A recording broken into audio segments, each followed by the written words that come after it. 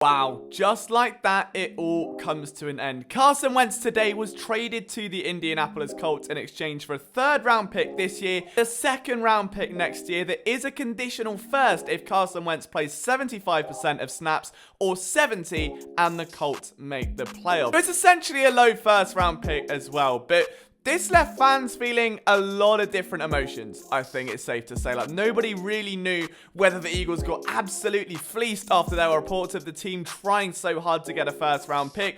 Was it a good thing that Carson Wentz has gone? Was it a bad thing? What does this mean for Jalen Hurts and for the team moving forward? We're going to break it all down now that the dust has settled just a little bit, guys. So buckle your seatbelts, get yourself a beer, and let's talk some Carson Wentz. First thing we've got to address here, obviously, is what the trade actually means. Now, the Eagles...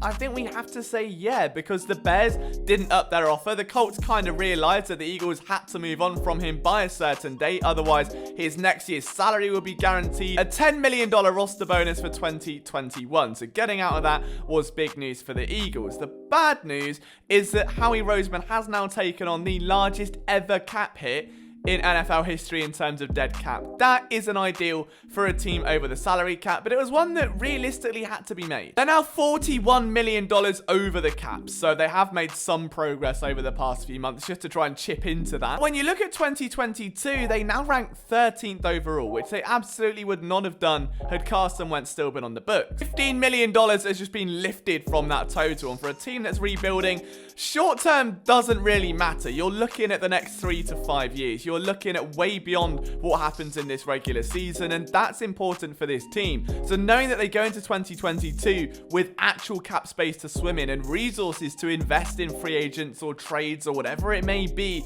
with these new contracts, or maybe even their draft picks. Let's not forget Miles Sanders will be potentially looking at a new contract. Dallas got another one by next offseason. That they're no longer going to be strapped to where they're allowing talented players to leave the franchise as they've done this year. With regards to the draft pick, is that a good return or not? Again, we kind of have to say, yeah, it's all they could get in the end. They tried to hold out for more. They tried to drum up the market. They used every trick in the book to try and use the media to really push teams here into panicking and making an offer. And ultimately, they were like, well, it's a good QB class. If we're going to give up a 1st round pick, we may as well move up and get a guy. And that, I think, really unfortunately held the Eagles back this year. So is it a fleece that the team had given up Carson Wentz for a 1st and a 3rd?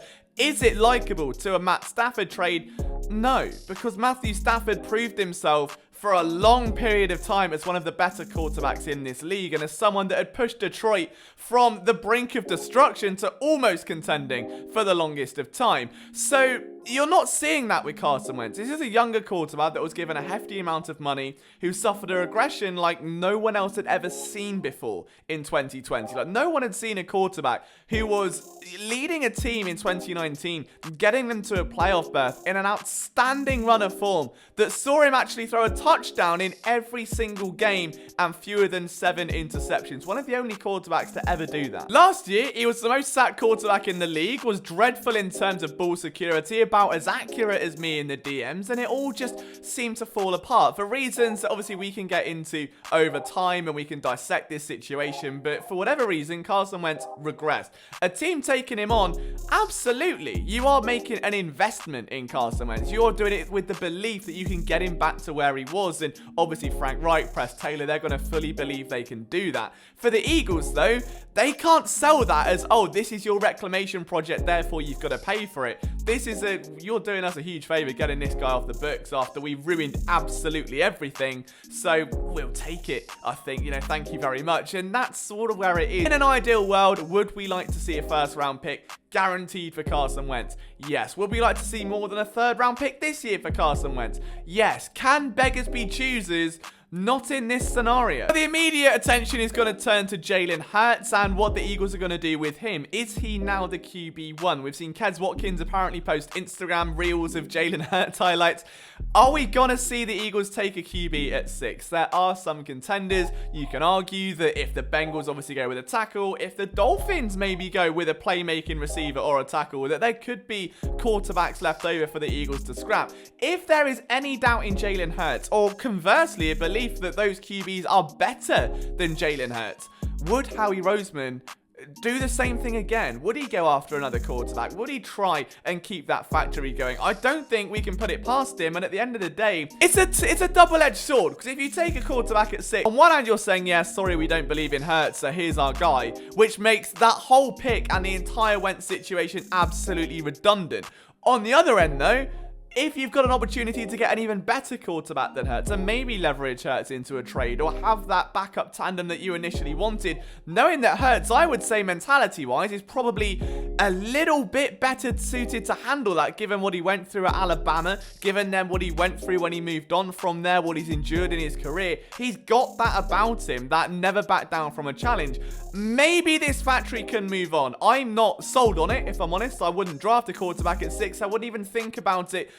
But if there is any doubt about Hurts in that locker room, if there is any overwhelming sense of confidence about one of these quarterback prospects, you are never going to be in a position like this, where you've moved on from a franchise guy, you've got the 6th overall pick. You can get your guy if you want to. If you believe that maybe it's a Zach Wilson is your guy, you can technically leverage a trade and get him.